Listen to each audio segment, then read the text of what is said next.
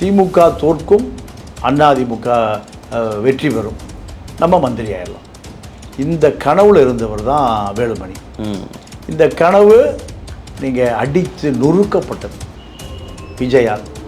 அப்போ விஜய் வந்த பிறகு திமுகவும் காலி, அதிமுகவும் காலி, திராவிட இயக்கங்களையும் காலி. பலமுறை மோடி வந்து ஓபிஎஸ் பார்க்கவே இல்லை. இல்லை, ஒருவேளை இப்போ இபிஎஸ்ஸை கழிட்டு விட்டு இருக்கலாம். இல்லை, இபிஎஸ்கிட்ட என்ன திறமை இல்லை, அதிகமான திறமை வேலுமணிட்டு இருக்கு. 2 பேருமே அடிமைகள், 2 பேருமே அடிமைகள். அப்போது இந்த அடிமை அந்த அடிமை 2 அடிமையும் ஒரே அளவுகோல் தான். அருந்ததியர், தேவேந்திர குல வேளாளர், தலித் பாறையர், கிறித்துவ பள்ளர் எல்லாம் யாருக்கு ஓட்டு போட்டிருக்கான்? விஜய்க்கு. ஏன், என்ன காரணம்? திராவிட இயக்கம் தால் அவர்களுக்கு எந்த பலனும் இல்லை.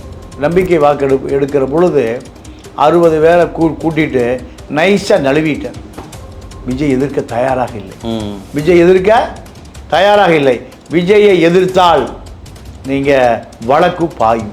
டெல்லி வந்து வட இந்திய பாஜக லாபிகள் இருக்காரு, அவரை விஜய்க்கு அறிமுகப்படுத்துகிறார்கள். இவர் மீது சைதாப்பேட்டை கோர்ட்டில் வழக்கு இருக்குது, மோசடி வழக்கு, பாலியல் வழக்குகளும் இருக்கு. ஆமாம் ஆமாம். இந்த நபரை விஜய் தன்னுடைய ஆஸ்தான ஜோதிடராக நியமிக்கிறார்.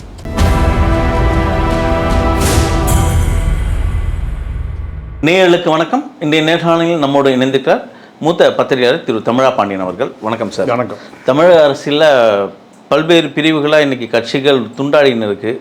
முதலாவதாக தாவேகா தரப்பில் அதிமுகவை காலி செஞ்சிட்டாங்க. விஜய் வந்து அரசியல் வந்தோன்னா முதல் அடி அதிமுகவுக்கு விழுந்திருக்கு அப்படின்ற ஒரு பேச்சு இருக்குது. எப்படி பார்க்குறீங்க இதை? இல்லை, அதிமுகவை நீங்கள் அழிக்கணுன்னா எம்ஜிஆர் உருவாக்கின பைலாப்படி, பை லா 2500 பொதுக்குழு உறுப்பினர்கள் கூடி இப்போ இருக்கக்கூடிய பொதுச் செயலாளரை நீக்கி 2500 பேரும் கையெழுத்திட்டால் தான் இவருடைய பதவி செல்லாமல் போகும். இந்த பொதுச் செயலாளருடைய பதவி செல்லாமல் போகும். இது சாத்தியமா? இது சாத்தியம் இல்லை. ஆனால் எடப்பாடிக்கு எதிராக இந்த போர்க்கோடி தூக்குனது வந்து யாரோட சூழ்ச்சி? இது வேலுமணி சூழ்ச்சி தான். வேலுமணி என்ன எதிர்பார்க்குறாருன்னா, கட்சி தலைவர் பதவி, அதே போல் மந்திரி பதவி, இது 2 இருந்தால் ஒரு 5 ஆண்டு காலம் அரசியல் பண்ணலான்னு நினைக்கிறேன். இப்போ அந்த வர்ற தேர்தல், நடந்து முடிந்த தேர்தலில் திமுக தோற்கும், அதிமுக வெற்றி பெறும், நம்ம மந்திரி ஆயிடலாம். இந்த கனவுல இருந்தவர் தான் வேலுமணி. இந்த கனவு நீங்கள் அடித்து நொறுக்கப்பட்டது விஜயால். அப்போ விஜய் வந்த பிறகு திமுகவும் காலி, அதிமுகவும் காலி, திராவிட இயக்கங்களையும் காலி. ஒரு 50 வயது இளைஞர் திராவிட இயக்கங்களுக்கு முடிவுரை எழுதிட்டார். இது 2 திராவிட இயக்கங்களுக்குமே மிகப்பெரிய அதிர்ச்சி. அப்போது அடுத்து எப்போ நம்ம மந்திரியாக முடியும்? எப்பொழுது நாம் அதிகாரத்துக்கு வர முடியும்? கண்ணுக்கட்டிய தூரம் வாய்ப்பே இல்லை. அப்போ இங்கிருந்து எந்த பலனும் இல்லை. அப்போ எங்கே போகிறது? தாவேகாவுக்கு போவதற்கு முடிவு செய்து அவரை அந்த அரசை காப்பாற்றுவதற்கு இந்த வேலுமணி தங்கமணி கும்பல் கடுமையாக முயற்சி செய்யுது. இதுக்கு நடுவில் செந்தில் பாலாஜி ஒரு தூது அனுப்புகிறார் வேலுமணிக்கு. நீ திமுகவுக்கு வந்துரு, நான் கோயம்புத்தூர் விட்டு வெளியேறிடுறேன், நான் என் ஊர் அது கரூருக்கு போயிடுறேன், கட்சி நீயே வச்சுக்க. இப்படி ஒரு டீலிங். உன்னோடு வந்து ஆட்கள் போகிற இங்கே வாங்க, இங்கே வந்தால் நாம் அடுத்து நம்ம தான் அதிகாரம். செந்தில் பாலாஜி இந்த பேரத்தை, குதிரை பேரத்தை அவர் ஆரம்பிக்கிறார். அவங்க பார்த்தாங்க, நம்மெல்லாம் எப்போ கூட்டணி சேர்ந்து எப்பொழுது ஆட்சிக்கு வருவது? இப்போ ஆட்சி ரெடிமேடாக இருக்குது. யார்? விஜய் இருக்கார். அவர்கிட்ட போனால் மந்திரி ஆகலாம். அது எதிர்காலத்தில் அது மீண்டும் வெற்றி பெறுவதற்கு வாய்ப்பு இருக்குது. இது பாஜகவோட விளையாட்டு ஏதாவது இல்லை, பாஜக அதில் ரோலே இல்லை. பாஜக அதிமுக ஒன்றா இருந்தால் தான் அதுக்கு அடிமை சாசனம் எழுத முடியும். 5 இருந்தால் நீ கடைசி காலத்தில் ஓபிஎஸ் அவங்க கழட்டி விட்டாங்களே, பார்க்கலையே. பல முறை மோடி வந்து ஓபிஎஸ் பார்க்கவே இல்லை. இல்லை ஒருவேளை இப்போ இபிஎஸ்ஸை கழட்டி விட்டு இருக்கலாம். இல்லை இபிஎஸ்கிட்ட என்ன திறமை இல்லை, அதிகமான திறமை வேலை பண்ணிகிட்ருக்கு. 2 பேருமே அடிமைகள், 2 பேருமே அடிமைகள். அப்போது இந்த அடிமை அந்த அடிமை 2 அடிமையும் ஒரே அளவுகோல் தான். இல்லை இந்த அரசியலை புரிஞ்சிக்க முடியல, என்ன நடக்குது. விஜய் திடீர்னு சிஎம்மாக உட்காந்துருக்காரு, இதுக்கு பின்னாடி என்ன நடக்குதுன்னே யோசிக்க முடியல. மக்கள் அந்த ஜீர்ணசத்திலேருந்து வெளியே வரல. இல்லை அதாவது என்ன நடந்ததுன்னா, ஒரு 50 ஆண்டு கால வரலாறு உள்ள திராவிட இயக்கங்கள் மீது மக்கள் கொஞ்சம் கொஞ்சமாக வெறுப்படைஞ்சிட்டான். இந்த வெறுப்புக்கு யாராவது தலைமை தாங்குவாங்களா? அப்படி 72 தலைமை தாங்கியவர் தான் எம்ஜிஆர். 77 முதலமைச்சர். அந்த ஆட்கள் பூரா எங்கேருந்து வந்தான்? திமுகவில் தான் வந்தான். கருணாநிதி தலைமை பிடிக்காமல் கருணாநிதி கட்சியிலே இருந்து வந்தால் எம்ஜிஆர் முதலமைச்சர் ஆக்கணும். எம்ஜிஆர் மரணத்திற்கு பிறகு ஜெயலலிதாவை முதலமைச்சர். ஜெயலலிதாவுக்கு அரசியலுக்கு சம்மந்தமே இல்லை. திராவிட இயக்கம் பார்ப்பனர்களுக்கு எதிராக உருவாக்கப்பட்ட இயக்கம். அந்த பார்ப்பனர்களுக்கு எதிராக உருவாக்கப்பட்ட இயக்கத்துக்கு ஒரு பார்ப்பன பெண்ணை தலைமை தாங்குகிறார். இது அண்ணாவுடைய கட்சி தோல்வி. பெரியாருடைய இயக்கம் நீங்கள் அங்கே தான் உடைத்து எடுக்கப்பட்டது. அதன் பிறகு நீங்கள் 93ல் 92ல் வைகோ வெளியேறார். திமுக தான் உடையுது. இப்போ விஜய் காலம் வரை திமுக தான் உடைத்து உடைத்து உடைத்து உருத்தெரியாமல் ஆக்கப்படுது. விஜயோட இந்த அரசியல் வந்து டெல்லி தலைமை தாங்கியிருக்கு அப்படின்றாங்க. இல்லைங்க, டெல்லியோ காஷ்மீரோ பஞ்சாபோ இல்லை, இங்கே இருக்கிற மக்களை திமுக ஓட்டு போடலையே. இதில் டெல்லி என்ன பண்ணுறான்? இங்கே திராவிட இயக்கத்தின் மீது அதிமுக திமுக போது வெறுப்பில் நீங்கள் தலித்து புரட்சி, இந்த தலித்தில் எங்கே இருந்தாங்க? திமுகவில் இருந்த ஆட்கள், அதிமுகவில் இருந்த ஆட்கள். அருந்ததியர், தேவேந்திர குல வேளாளர், தலித் பாறையர், கிறித்துவ பள்ளர் எல்லாம் யாருக்கு ஓட்டு போட்டிருக்கான்? விஜய்க்கு. ஏன் என்ன காரணம்? திராவிட இயக்கம் தால் அவர்களுக்கு எந்த பலனும் இல்லை. ஏன் முஸ்லீம்கள் பொறுத்த வரைக்கும் திமுகவை காப்பாற்றி கொண்டிருப்பவர்கள், காப்பாற்றியவர்கள், காப்பாற்ற போகிறவர்கள். அந்த இளைஞனை விஜய் ஓட்டு போட்டிருக்கானே. அப்போது அந்த இளைஞனை உங்களால் எந்த கருத்தாலும் கட்டி போட முடியல. அப்படி தானே எடுத்துக்கணும். கருத்தியல் இங்கே பேசப்படலை மக்கள் மத்தியில், அதான் சோஷியல் மீடியா பேசப்பட்டிருக்கா? அப்படி போய்க்கலாமா? இல்லைங்க, அதாவது என்ன தான் சோஷியல் மீடியாவில் ஆதவ அர்ஜுனாவும் ஜெகதீஷ் பழனிசாமி லாபி பண்ணாலும் கொள்கை உள்ளவன் இதுக்கெல்லாம் மயங்க மாட்டான் இல்லையா? அப்போது நீங்கள் கேரளாவில் இப்போ காங்கிரஸ் வந்துருச்சு, கம்யூனிஸ்ட் போயிடுச்சு. கம்யூனிஸ்ட்டு காங்கிரஸ் யார் போனாலும் வந்தாலும் அங்கே மனிதாபிமானம் பறிபோகாது. இங்கே போலீஸ் ஸ்டேஷனில் அஜித் குமார் அடித்தே கொள்ளுவான், கேட்க ஆள் இருக்காது.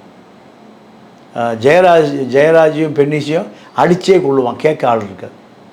கேரளாவில் கல்வி போதிக்கப்பட்டிருக்கிறது. திராவிட இயக்கங்கள் 50 ஆண்டு காலமாக கல்வி நீங்கள் அடித்தட்டு மக்களுக்கு போய் சேரல.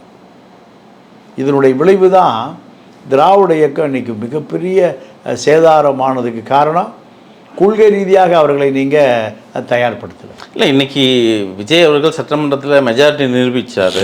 இப்போ அடுத்த கட்டம் என்ன நடக்க போகுது? 6 மாதம் அசைக்க முடியாது. இனிமேல் இன்னொரு மெஜாரிட்டி நிரூபிக்கிற இடத்துக்கு விஜய் தள்ளப்படுவாரா?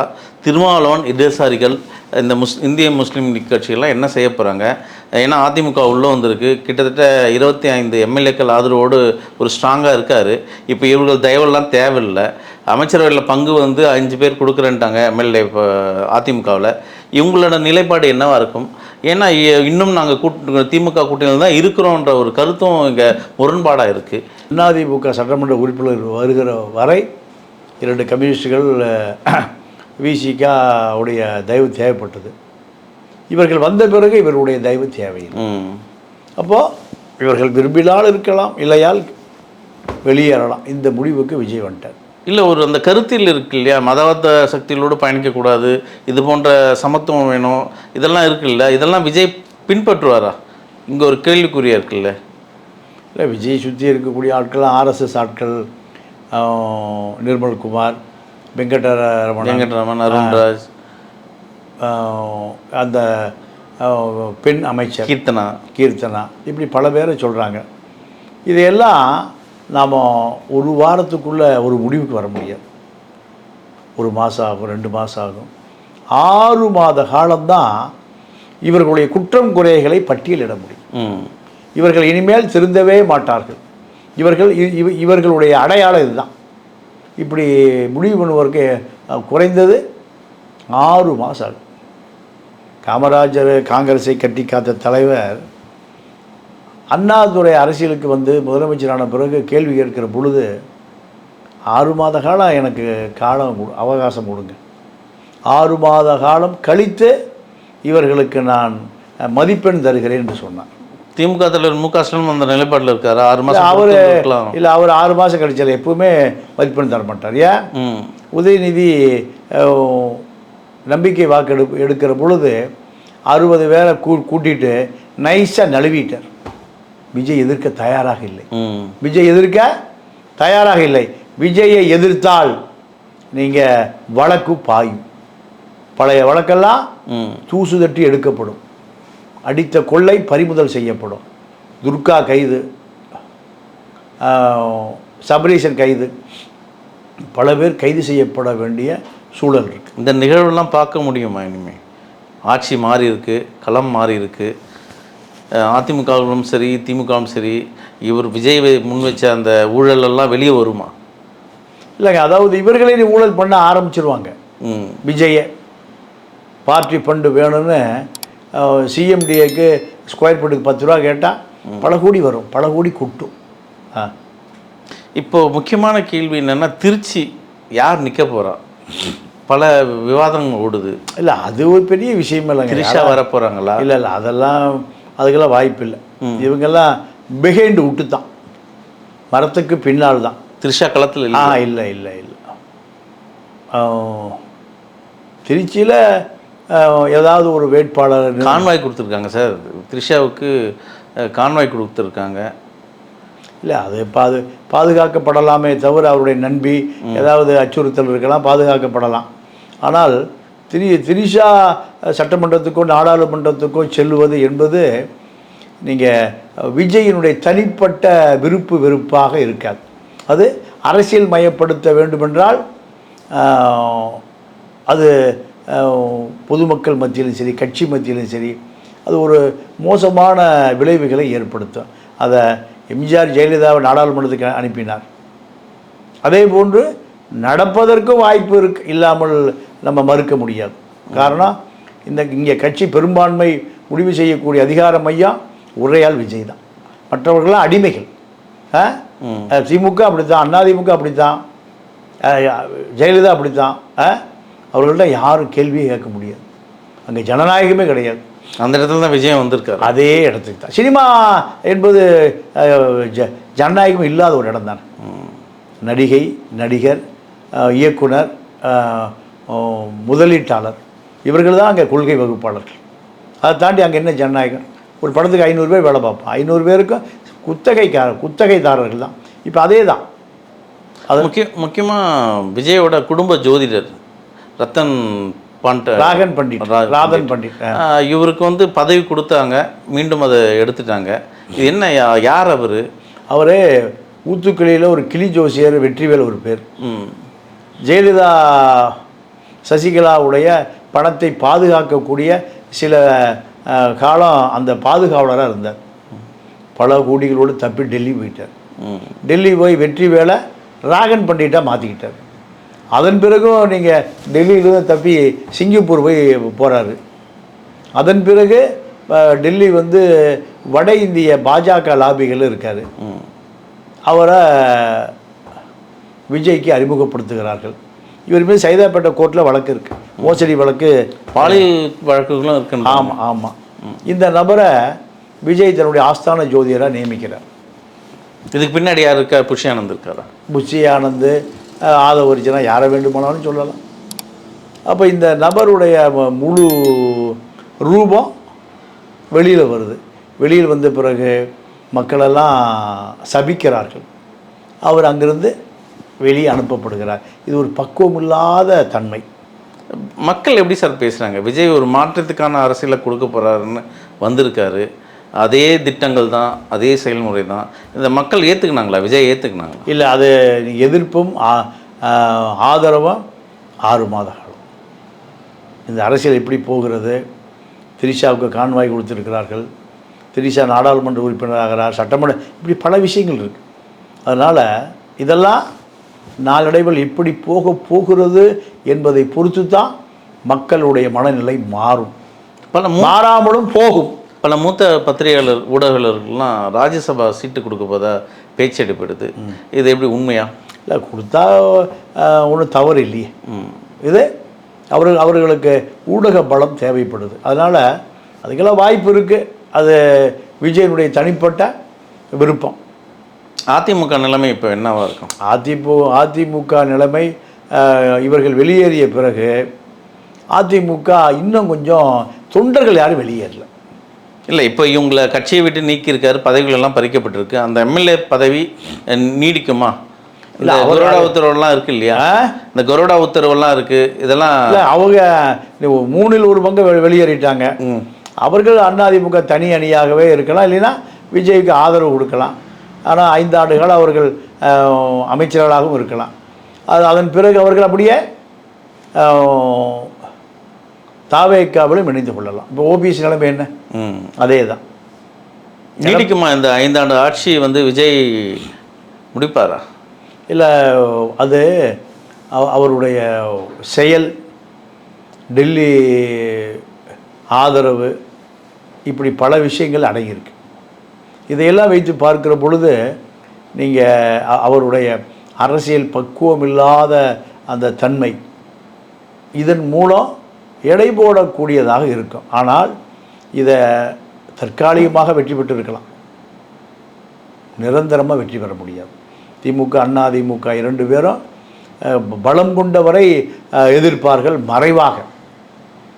அந்த மறைவாக பலம் கொண்டவரை எதிர்க்கிற பொழுது அந்த வியூகங்களை உடைத்து கொண்டு வெளியேறுவாரா அல்லது காணாமல் போவாரா என்பதை காலம்தான் பதில் சொல்லும். நன்றி சார். நன்றி, வணக்கம்.